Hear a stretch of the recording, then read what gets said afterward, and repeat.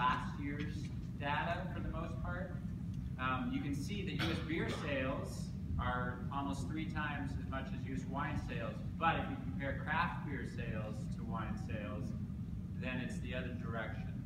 So everybody is probably familiar with the boom in craft beer, but the craft beer industry is still something like 12% of the overall beer industry, and their goal is to get to 20% by 2020. And you probably have all heard that the big breweries are not only buying up craft breweries like Goose Island, but also now buying up each other. Everybody familiar with that?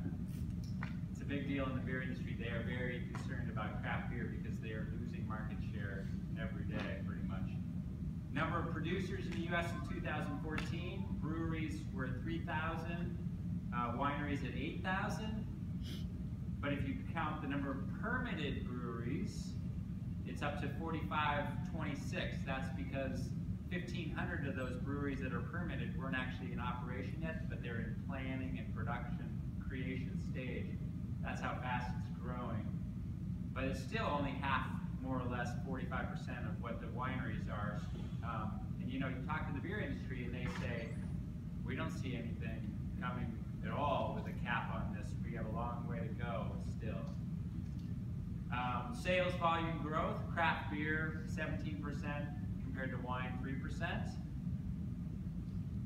Percentage of producers in California, this is a very revealing statistic as far as the difference in the two industries. Obviously wineries and the wine industry is very centric to California, and then Washington, Oregon in another big way, whereas breweries are obviously much more spread out, so those are big deals. Beer tourism, I just did, I think that was, I can't remember, the last 6 months, I did the number of search results in Google, and beer tourism is way lower than it is for wine tourism. So, and that's changed a bit. I didn't go back and recalculate, but it's changed quite a bit since then. Beer tourism is definitely more. Here's one that sort of shows that. Everybody knows Google Alerts, right? So I have a Google Alert set up for beer tourism and another for wine tourism. So beer tourism went from 53 in the last, the other one was just Google search results. This was the last 6 months. 53, that was in 2014 for 6 months prior to November, and it went up to 80 for the last 6 months, and in wine it went from 107 to 127. So both of them are growing. Beer is growing faster. Number of tour operators worldwide, that's on our list. We don't have a complete list by any means whatsoever, but it gives you an idea of the difference in numbers. 122 versus 389, beer and wine. And this just sort of was a concluding slide. Beer tourism is behind wine tourism. You know, this whole discussion is supposed to be about any sort of beer, wine, or food tour operator. So we wanted to address that and just give you a little bit of the compare and contrast, as they used to tell us in undergrad when we had to write an essay. Beer tourism is behind wine tourism. Beer tourism is more dispersed. Craft beer is booming. Beer tourism is going to boom along with it, and it already is. Wine tourism is already and has been established for a long time. So there are definitely distinct differences. And I wanted to also then, we did a survey of beer tour operators. We've also done surveys of wine tour operators, and I didn't bring those stats with me because we just did the beer tour operator one again last month. So we did this in February 2014 and again in October 2015. And we have that 122 beer tour operators on our list. 38 of them responded in 2014, 39 this year. So pretty good response rates considering these beer tour operators are busy and not always great with email. And you can go find the list. If you type in complete list of beer operators, beer tour operators, or complete list of wine tour operators, you'll find them on our conference websites. This shows you the types of tour operators. The big blue on the left, which isn't very blue on your screen up there, it is on mine, are local day tours.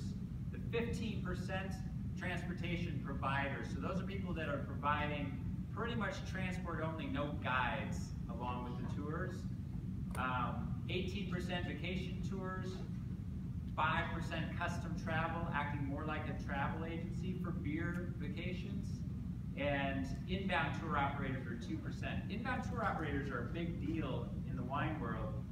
You can go to Spain and book a tour with a company that just deals with inbound tourists.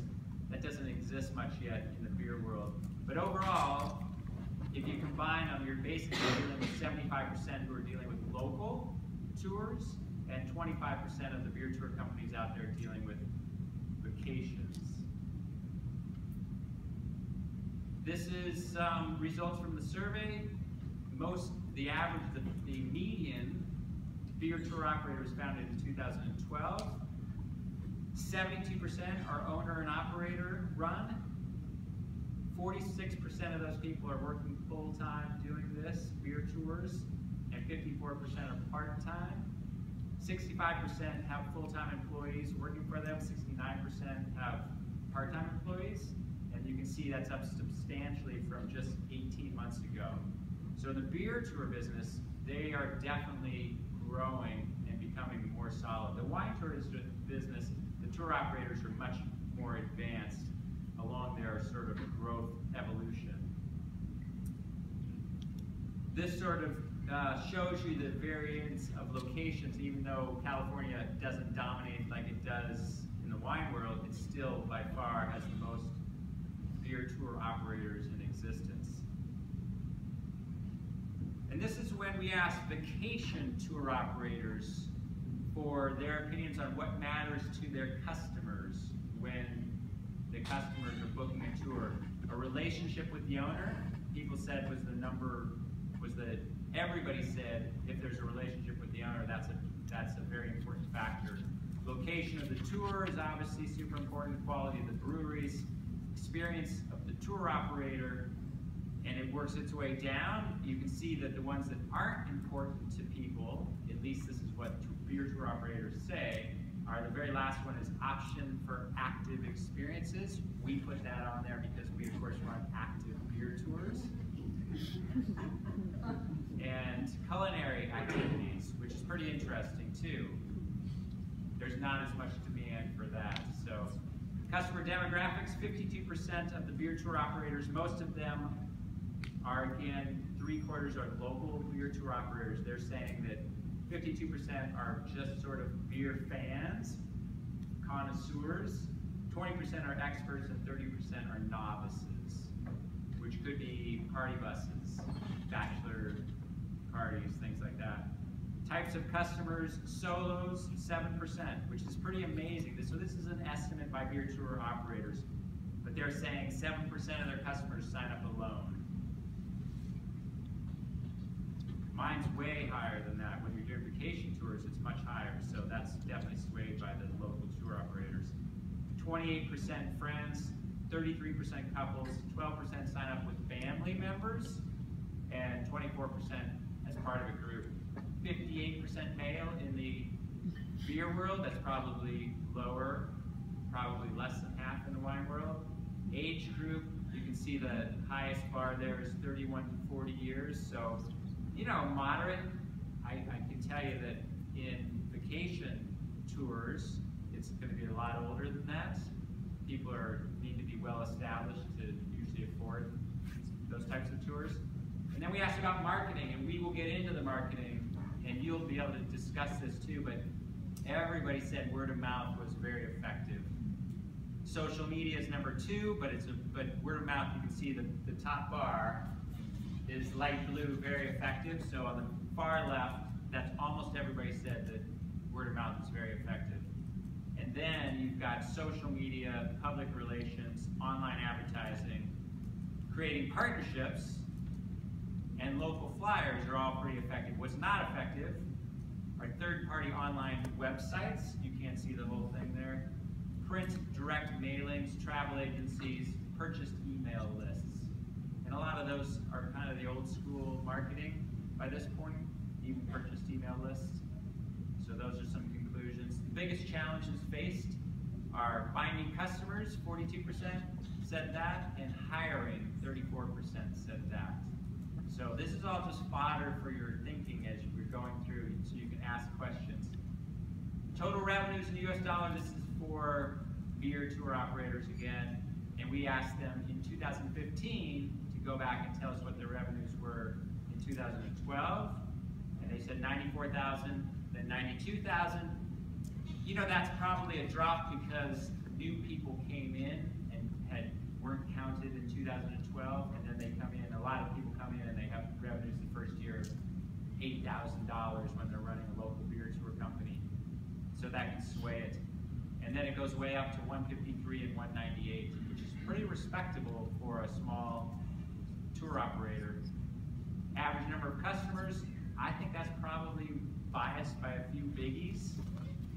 I didn't pull it out to see if that's the case. So